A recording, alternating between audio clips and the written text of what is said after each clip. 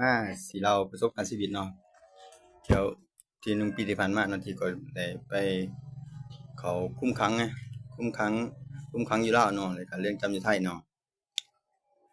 เรื่องคุมขังอยู่ลาวก็มันก็เป็นสิเว้าเรื่องคุมขังอยู่ลาวก่อนคุมขังอยู่ลาวก็เป็นระบบนักโทษคุมนักโทษซี้เนาะตำรวจแต่งตั้งนักโทษมาเป็นกะละเซคุมคนละห้องคุมป้องกันซี้เนาะ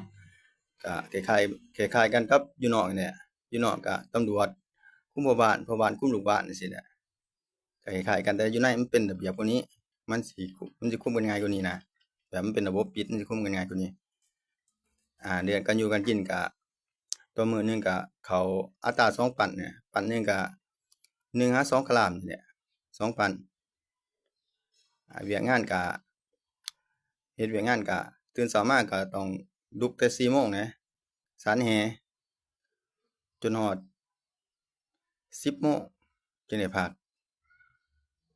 10พักประมาณชั่วโมงหนึ่ง11โมงเข้าต่อจนฮอด3โมง3โมงพัก5โมงเข้าต่อจนฮอด7โมงนี่ล่ะสานแหเบิดมื้อคุกอยู่ลาวเนาะคลิปหน้าก็สิมาเว้าเรื่องคุกอยู่ไทยเนาะคลิปหน้าก็สิเว้า